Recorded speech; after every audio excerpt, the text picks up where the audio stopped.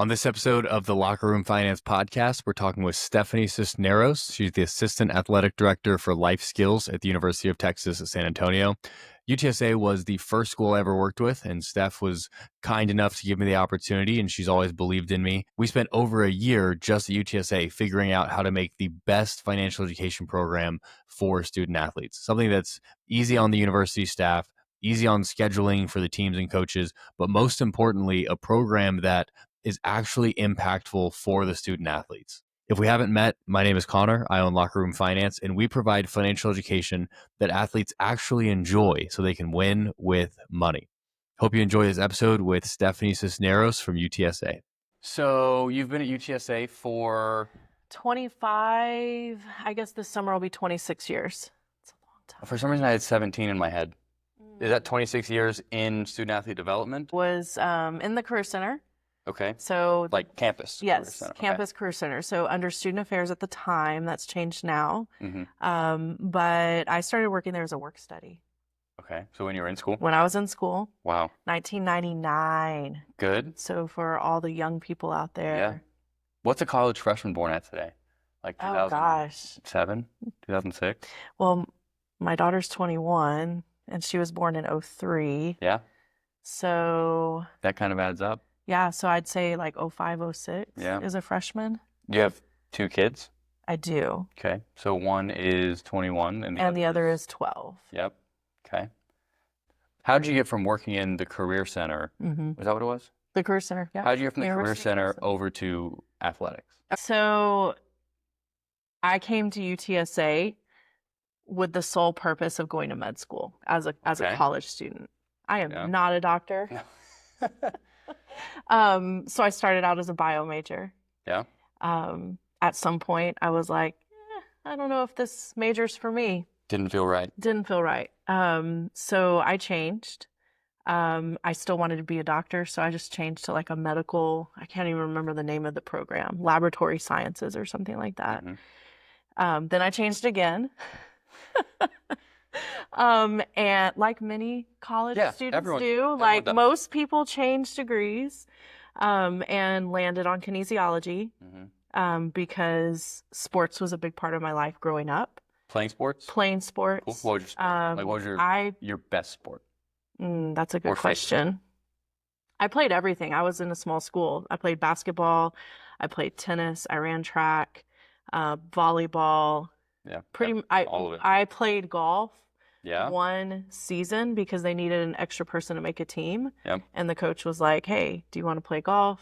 I was like, yeah, I'd love to miss school. So sure. Golf is fun. Yeah. So yeah, golf is fun. So what are you the best at? Oh gosh, that's debatable. I'd say maybe basketball. Okay. Maybe basketball, but I like tennis too. I played tennis, even not in college. I played both. I did intramurals, but I mean, obviously not what these student athletes are doing, nowhere near what they're doing. So recreational. But I joined a like city team for tennis. Okay. And I played out at Windcrest, with a group of older young ladies. Yeah. A group of ladies who welcomed me as a young person to their team. Was that in what age were you when you were playing? That was post-grad. Okay. That was like, I was, Yeah. And so sports had been a part of your life growing up. Yeah. And then you were working in the university side of things. Right. And how did that opportunity come over to athletics? So I had, at that time, the person who was in my role before me, Bill Hickey, he related to our former athletic director, Lynn. Okay. Yes. Married? Yeah, okay. Married. Cool. And so he was one of my professors in kinesiology. Wow. And I, at the time, had just started working full-time with the Career Center. I knew him because he was one of my teachers. And he said, oh, you're working in the Career Center. We need to get some career development for these student athletes. Like, will you start coming into the class that I teach? And at that time, he taught like our freshman entry, like our seminar for first-year student athletes. Come in and talk about career services and like what all the Career Center can help them with. And I was like, sure, why not? I was in grad school at the time too. So I was working full time, grad school, also had an infant at home. Fun times. So I started doing that, and that's how I kind of got started, like doing things with athletics was through him. And so that was before student athlete development. correct. Like no one had even thought of Right. what that I mean, at was. that time, it was the Champs Life Skills program. It Okay. was life skills. Yeah. And so career development was considered a piece of those life skills. And so that was like just becoming a thing Right. around the country. Right. People thinking, hey, maybe we should provide some resources for the athletes. Exactly. So that was, you said, 99? Well, no, that was after I had graduated. So I graduated from UTSA December of '02. Okay. And so this would have been, I started working full time for UTSA in the spring of '03 and in the Career Center. And so that would have been like '03, '04 time frame, like that academic year. And so when he, I guess, retired, did he Right. kind of ask you to take his spot, or? Well, I had been working with him so much at that point that, and I had done in grad school, did all my research on like career development of student athletes and had gone out and presented at conferences, national conferences on the career development side, but specifically on things related to working with student athletes.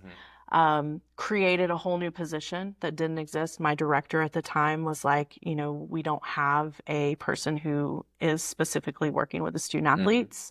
So I like wrote a proposal and said, this is why this is important. So at that, they created a position, and I was the career counselor for student athletes and the kinesiology, like students. So I had student athletes and kinesiology. And so you saw, I mean, you've been working with athletics, but you saw an opportunity of something that you thought was valuable and important. Right. And you said, hey, can we make this a position? Exactly. And they said, our director at the time probably was a little bit hesitant because, like it's a very small population.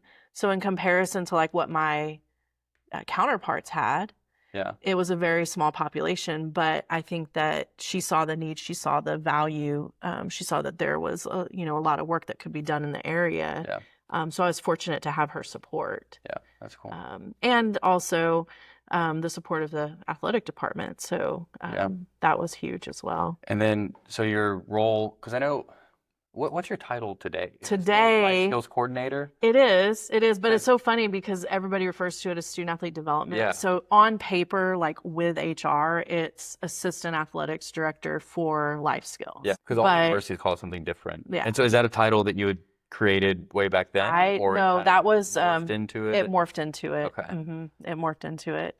So when he retired in 2017,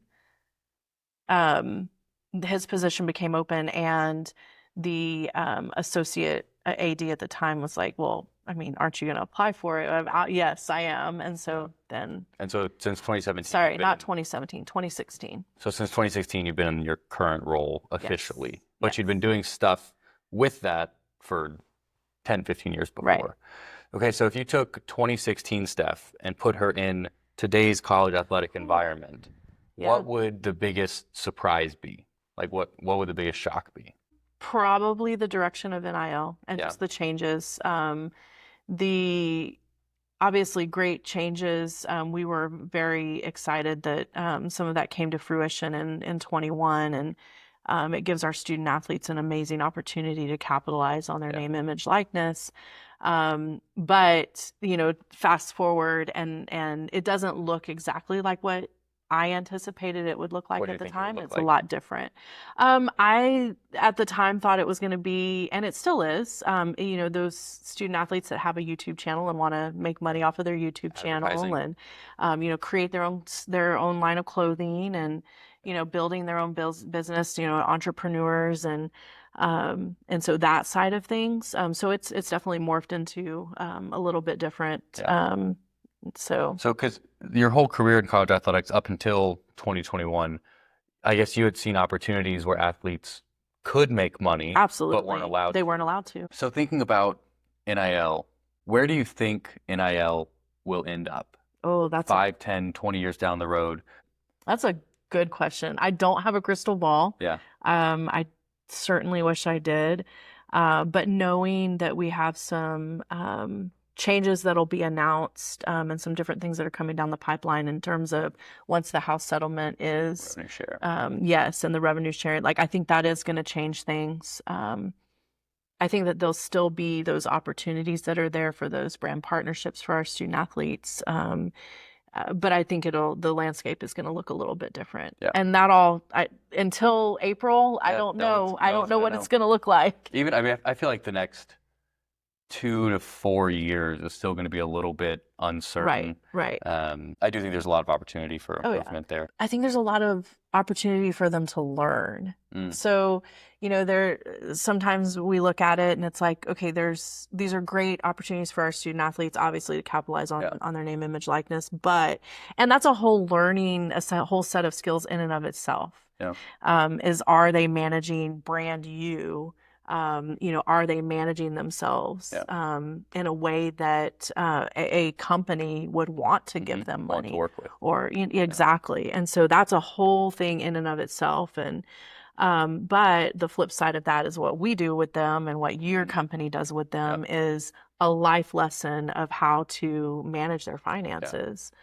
Something that no one really learns about. No. Until they meet someone like me, or they get in a really bad position and they have to learn about it. Right. Then they're forced. Yeah. They're forced to. Exactly. Did you learn anything about money growing up?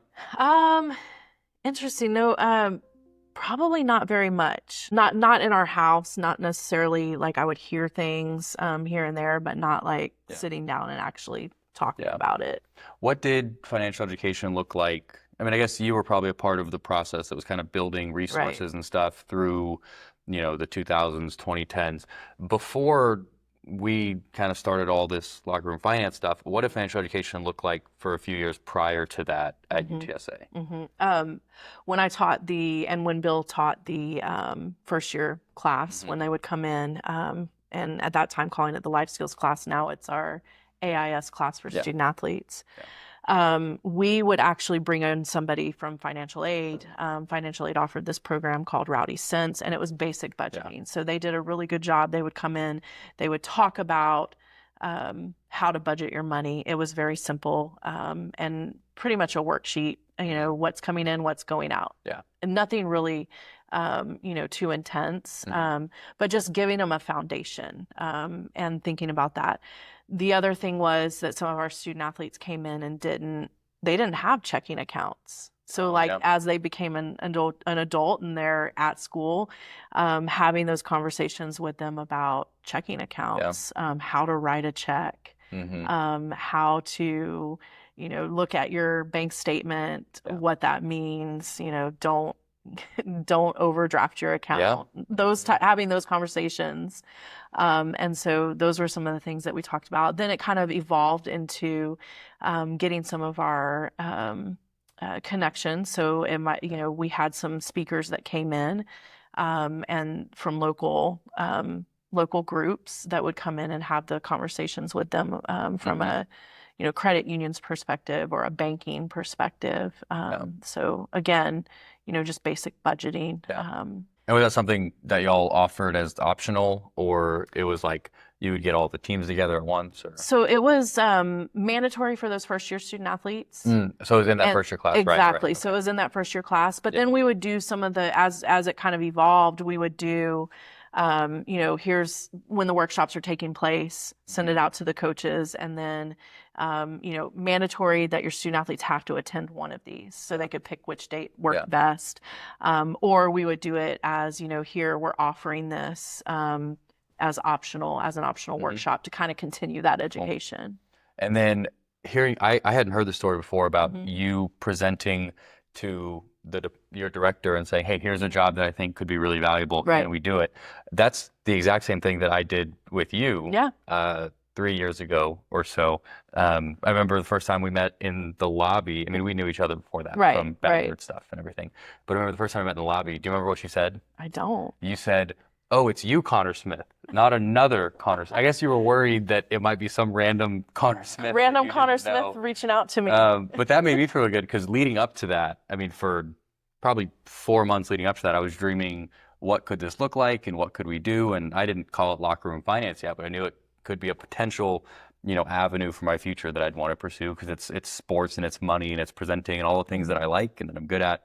And so we met, and I had some paper with probably way too many words on it. And I was like, hey, here's this thing. Let me try it. And I remember I was expecting it to be a like sales kind of conversation, something that I have no experience in. But thinking back, it was very easy. It was a lot easier than I thought it would be. You kind of just said, yes, let's try it and let's see what happens. So what kind of went in that moment, the decision to agreeing to let me try that? I mean, someone that, Mhm. I mean, in my opinion, I didn't have any kind of credibility to be doing that, but you said, yeah, and you let me in. So what was that Well, decision? I think that the background that you had told me about kind of what you had done with your own personal financial Mhm. education, Yeah, and building those skills, and that you were working, uh, in that area, as kind of like that side, yeah, job. But I think also, your credibility, I knew that if you can get up in front of a group of young people, at the time you being a teacher, mhm, and be able to capture yeah. and teach, I thought, okay, he can, you know, That connection kind of that made sense. connection made sense to me, like Okay. that your teaching background made sense to me. But everything you were presenting, you were so passionate about what you're presenting. And I already knew you had a passion for UTSA athletics. Like Of that course I was a did. no-brainer. Yeah. So I knew that you had a passion for, helping our student athletes. Hmm. And I think that just that knowledge that you were bringing to the table, and that you wanted to come in and just kind of serve, that was something I wanted to try, like Hmm. wanted to try that and Yeah. see. And then that, I guess that next semester, Mhm. we tried some things and Mhm. no one showed up because we Mhm. didn't make it mandatory and we weren't really sure. Right. And, I mean, we helped the athletes in the room for Right. sure. There was a handful, 5 to 10 that showed up every time and they were always impacted and they appreciated it and they told us that. And I had Mhm. one-on-one meetings with them and everything. From then until now, like what's the biggest changes you've seen, I guess, in what I'm providing and what I'm Mhm. offering? Mhm. I think the way you present it is relatable Okay. for them. And so I think that your presentation hits home with a lot of them. You grab their attention. You speak to them as equals. And I still feel like I'm in college. I mean, I got this haircut. I hey, mean, I feel like yeah, I feel like I'm 22 years old sometimes. I guess I'm almost 28. I think that relatable Hmm. presentation, the way that you present it in an easily digestible way, Yeah. it's not over their heads. The what you bring as a former teacher, those methods that you bring is huge, and I think that that's important, for our student athletes. They were able to connect with you, and I could see that as you were working with them. Hmm. I could see, they're leaning in and they're writing notes. Even the Like when early, you get, oh, even the early even when it was like ones. 4 guys in the room. Right, right. And the questions that they were asking, that was the other thing. Like they were asking you Yeah. questions. So at some point, you sparked something in them Hmm. that made them want something more. And so the Yeah. questions that they were asking, it was impactful. I could see that it was impactful. Yeah. And so like, looking at what you're doing today when you've got a room full of 100+ football players, Yeah. and they're leaning in and they're writing notes and they're asking questions, and then you've got a group of them that are staying Yeah. afterwards and they're in a line to have a conversation with you afterwards, That always just makes me versus feel. just walking out the Yeah. door because coaches say, okay, y'all can go now. Yeah. But instead of just walking out the door, they're like, no, I want to talk to this Yeah. guy. The Like, selfish side of locker room finance is those moments just make me feel really cool. it's I just because awesome. I am a season ticket holder and I Yeah. watch all their games and I listen to the podcasts about them and Hmm. I I think what and not just football, baseball, I mean everyone. I think what they provide is such a great value to the Hmm. community and I'm happy to, be in a position and again this is the selfish side of it. Hmm. I really like being in a position where they want to talk to me and they want to learn from me and Yes. we have a relationship, things like that. So there's a little bit of selfishness, I think, to be honest, on that side of things, just building a business around college athletics. Yeah. So when it comes to what I actually provide in the sprint, the week-long Hmm. financial education program, where Hmm. we present to all the teams, they can meet with me one-on-one, they all get our app set up on their phone. What do you think is the most impactful aspect of having me on your campus? In my opinion, I think the ability to have the one-on-one meetings Yeah. is probably the most impactful. And in addition to the app, like setting that kind of sets it apart. So we talked about the relatability of the presentation, all of that, knowing that they want to ask those questions, but the fact that they're signing up for one-on-one appointments afterwards, and that they're attending them. Like they're not signing up and then it's like, okay, never mind, I really didn't want to do that. Like they're attending them because they're eager for more information. They're eager to find out for their own personal situation, what are some things that I need to think about. Because, and from your perspective, you probably know better than anyone that will watch this how hard it is to get student athletes to show up to things, or to, I mean, even sign up for a non-mandatory second meeting with the guy. So yeah, I can understand. It is. It's a challenge. It's a challenge. If it's not mandatory, we've talked about this. We just talked about it in our leadership meeting. If it's not mandatory, they've got a lot on their plate. So I get it. If I was a college student, I didn't have to go to that, I wouldn't go. I'm sure there was some kind of financial aid presentation done by campus that I could have gone to, and I probably got an email about it. But yeah, I mean, in college, you don't want to do that. I mean, I think it does take having a mandatory presentation, then they have a good experience with that, and then they're bought it. And then it's like the second time I come back, they're excited to go to it. They want to meet with me.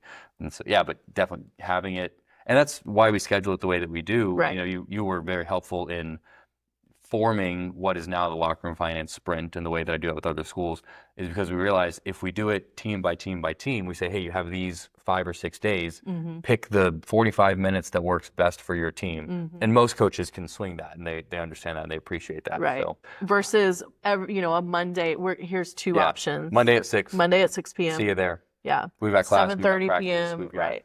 Yeah, and I guess that's how it used to be. Probably. Right. Yeah. Right. That, and we still have to do that with some things, but yeah, it's much better like this. It gives coaches the ownership of choosing something that works best for them and for their team, and it gives student athletes. I think that they may not see the impact when they just hear what we're going to talk about. Yeah. Some of them do. Most of them roll their eyes going into the meeting. Right. But and then they enjoy it. Yeah. On the back end, they're like, oh, this was actually something helpful for me. But we were talking about it earlier. I get it. Like there's so many things that are thrown at them. We're asking them to do things campus through their own classes, campus. There's different things. They're spread very thin. NIL. Exactly. Girlfriends, boyfriends. Like there's a lot of roles that they have. And so like trying to fill all of that. And so if it is optional, it makes it a challenge. Or they may not see the need for it at that time. So they're like, oh, you know what? That's important, but I'm a freshman and right now I don't feel like I need it. I'll get to that when I'm a junior or a senior. Or like, I have too much NIL. Right. I'm fine. I'm fine. Yeah. I'm fine. There was a big dollar NIL person at a school that I won't say, and I met with them, and they downloaded my app, and we were going through it because he had some questions about some things in it, and we had discovered that there was one day where he had spent almost $2,000 in one day. And we were scrolling through it, and I just noticed the same date on a bunch of transactions in our app. And I said, and it wasn't like, his car was in the shop and he had a $2,000 bill. It was like $300 here, $20 here, $50 here, $100 here. Right. The biggest purchase, I think, was $450 or something. But it was $2,000 in one day. And I was like, hey, you're making a lot in NIL, right? And he said, yeah, we're doing fine. I said, do you know you spent $2,000 on this date? He was like, oh, that's not that good. And that was something where, I'm never the guy to tell athletes what they should or shouldn't spend money on. Right. It's just a question at that point of like, do you want to be someone that spends this much money on these 14 things that you bought 4 days ago? Right. And he told me straight up, he was like, I think I'm spending way too much money on stuff that doesn't matter to me. Like, I don't need to be doing that. And that's a conversation that I've had with a lot of athletes where, and again, it's not me telling them, don't go out to eat, don't buy coffee, don't do this. But it's me asking them, do you want to be someone, because in the app, it'll pop up and it'll say, hey, you spent $480 on restaurants last month. So do you want to be someone that spends that much money on the restaurants? They're like, well, no, I really don't, but I didn't realize I was doing that. Right. It's so easy to swipe a card. It's so easy to swipe a card. Tap your phone. Someday it's going to be in your hand. You're just going to go like... Well, I can do it with my Apple Pay on your watch. You can. That's dangerous. It is. I don't use it, but... I can't do that with my normal watch. Normal watch. Yeah. What is the best part about your job? I think growth and development. I Of think the of athletes? the student Okay. athletes, of the student athletes. So working with a student athlete, I'm working with one of our track student athletes right now, and um, we're working on resumes and cover letters and job search and just questions. And that goes back to like where Right. I came, that Career. career side of Yeah. it, which is always my go-to, like my favorite, because I believe that once you're done, no matter what, if you go play professionally, Yeah. if if you're going to play professionally for 10 years, eventually you're going to have a career. Yeah. You're going to manage, you have to manage your money no matter what, no matter where you are. Yeah. But eventually you're going to have to do something, and either find a career or have your own business or whatever that looks like. Yeah. But having those conversations with them and seeing like those light bulbs turn on, whatever the path may be, Yeah. And a lot of that's that's in my like favorite. a lot of that's in a one-on-one setting. It is. It is. It could be, well, it could be in a group setting, but Okay. a lot of it is in the one-on-one, writing their first resume and Yeah. seeing it click. Yeah. Honestly, like seeing it click when a student athlete comes in and says, and I know I'm going on career and we're talking about financial education, but Similar. seeing the resume, like, oh, I can put that on my resume. I did this. I did XYZ as a college student athlete. I analyzed, film Yeah. for X number of hours a Yeah. week. Well, that's something that you can talk about on your Very resume. It's employable a skill. very, Yeah. exactly those skills that they don't even think about. I have them all the time come in and say, Yeah. I didn't have a job. I'm like, you did so much You as were a part of a college student team, you athlete. were a leader, you were Exactly. coachable, you were all those things. And Yes. I tell athletes that too. I mean, you see my presentation. Yeah, I tell them too, is like absolutely. everything you are as an athlete, if you can be that with your money, you'll be so successful. Yes. And if you would be that in the workforce, you'd be so Mhm. successful and all those things. So the best part of your job is connect with the athletes and Right. seeing the growth. The relationships. What's the most difficult part of your job? Ooh. Or like the one thing that you could, if you could remove it and not have to do it. That's a good question. We could cut this out if it's something too real. If it's something too real, yeah. I think the challenge, it might change day to day. I think Yeah. it's where I'm at like right now. So I think the most challenging thing is probably like the scheduling thing and what we were talking about earlier. Them recognizing that the importance of some of the things that we offer, and that once they leave UTSA, if they had to, for example, with you, Coach Traylor mentioned this in Yeah. the presentation that you did the first time, so a year ago with Yeah. football. If you had to seek out this type of knowledge outside of these walls, then you want to sit down one-on-one with somebody, you're going to pay a lot of Paying for that, money. yeah. If you want to have somebody do a resume or sit down Yeah. with you post grad, luckily UTSA does offer services to alumni. Yeah. So the Career Center does offer Yeah. that. Not all schools do. Yeah. But if you're like, okay, I'm going to pay somebody to review my resume Yeah. for me, you're going to pay good money. So in my opinion, let's do it here. But sometimes they don't recognize Yeah. that that's something that they're going to need. Yeah. Or that they should do while they're And I guess that's a constant thing of you having seen enough athletes that go through it and Right. then come back or call you and like, oh, I wish I Right. would have, or like you said that thing about a career or resume Right. 4 years ago, like I have this job, but I want to get a different job. Like, can you help me with this? Yes. It's like, well, yeah, I think that is, and I could put myself, I wasn't a student athlete, but I put myself in their shoes. I think it is any college being student. 18, 19 years old, and there are all these things that are being offered to you. I think it would be difficult for them to Mhm. realize, the value of that. Right. One reason why I like partnering with schools and not Mhm. athletes is so that it is provided to athletes for free. Mhm. Because, I mean, one, I don't want to be taking money from the student athletes. I think there are enough people out there that are doing that. And a lot of services are out there they could be paying for that would be really beneficial. But I like providing stuff for free to them so they can benefit from it Mhm. now. Ideally, they would learn a lot now so that when they get out on their own, they feel more confident with their money. Kind of going off what you said, like I think that I don't want people to take advantage of them, and Right. some people it could be easily done. I think there's so many different things, so many good things that they have. Yeah. When we do an alumni panel, so at every year we bring back former student athletes to come and talk to them. And one of the questions that we ask them as an alum is what's the advice that you can give these current student athletes? You've sat in their shoes, like you've been in these seats before. or you sat in these seats before. What is something that you wish you would have done while you were here? Mm-hmm. And all the time they're talking about things that are related to student athlete development. Using those resources. Use the resources that you have access to, because it's easy to get those now. It's going to be hard after you graduate. Yeah. So let's say to a student athlete development person out there, what would you tell them is the reason they should bring me out versus other people, or something that I'm good at, or? Okay, so I'll have a list. Okay. I'll have a list. Okay. So my favorite thing is that you're completely relatable. Like, it is, and very approachable.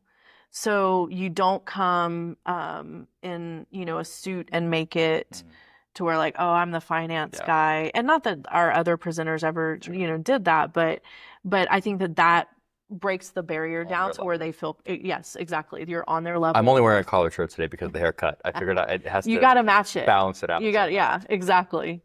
So I think that's one thing. I think relatable. Exactly, relatable. I think the fact that you make it easily digestible is huge, because they are getting thrown so much information, and so and that you're doing it in a condensed, like, your presentation is really about 30 minutes. When it goes over, it's the questions that they're asking and the conversations that they're having or comments that they're making. And so I think that it being easily digestible is huge, because anybody can take that information in. Like, I could bring my son and have him listen to that, and he would find things, understand it. Absolutely. And I think that makes it easy for them, again, because they're getting so much information, and you hook them right away. And then I would say just your passion for helping and serving. Like, you can tell. And not just because because I know you go out to the other schools and you're just as passionate about assisting those student athletes as you are about assisting your alma mater. And so the passion that you have in helping just student athletes in general is huge. And in my opinion, I think that coaches and student athletes recognize that you're not just here to check a box and it be a payday for you, that you're here to, like, I actually want to see you succeed. So that's the best part. When athletes text me, I'm doing another interview tomorrow with a student athlete at UIW, and the title is going to be, I saved an athlete $100,000, which I did, because that's awesome. They were making a decision between two schools, and one of them was more expensive and student loans. And so it wasn't me telling them not to go to the more expensive school. It was us doing the math on student loans and interest rates and private versus federal, and what does it look like, and how much money do you have saved. And at the end of the day, she decided to go to the less expensive school, and she texted me a big thanks. And so that's the best part, is when the athletes reach back out and they are telling me not just what they learned, but what they actually did because of those things. Yeah, that's huge. Really, other than myself, my wife, and God, you're probably one of the biggest reasons that Locker Room Finance exists. Because if you hadn't told me yes 3 years ago, I wouldn't have gotten to try it here, and I wouldn't have gone to other schools, and I wouldn't have developed that. So thank you for letting me try this. Because it is crazy that it was only 2.5 years ago. Yeah, it is 3 years ago. It's gone very quickly. Yeah. But thanks for letting me speak to your athletes 3 years ago and continuing to have me back. No, I appreciate it. I believe in what you're doing. So that's good. Plus, you're part of the Bad Birds, and you're a big supporter. So. Big time. My biggest goal in Locker Room Finance, well, obviously it's help people do good, all that. My biggest financial goal is to make enough money to buy a new baseball park. Yes. Just put it right on campus. And it Bad Bird Ballpark. Oh my God, that's Locker Room Finance Field. Amazing. Name the dugout after my dog. Yes. It'd be great. I love that goal. I'm with you on that goal. I love that goal. We could name something after you somewhere. It's funny. I always I've said for years that when I win the lottery, that I am naming something. So whether it is, I don't know, the track and field, because it's still just Park West, UTSA. Yeah. What do you name it? It's hard though. I've batted it around. My husband and I have talked about, like, something Cisneros, because then it's like Cisneros family. Yeah. So I feel like that's probably the direction that we'd go, just because he's, I mean, he's a huge supporter. He's been dealing with me going, Yeah, because you're being here a part of all the this all the time. time. Yeah. So, and my kids, both of them have been up here, and it's That'd be crazy. fun. It'll be fun. And I might name The covered the covered pavilion, pavilion that's going to be out there. the Maybe that needs Cisneros to family be. covered Yeah, pavilion. I got to win the lottery Yeah. first. Thanks for watching, and I hope you enjoyed this episode of the Locker Room Finance Podcast.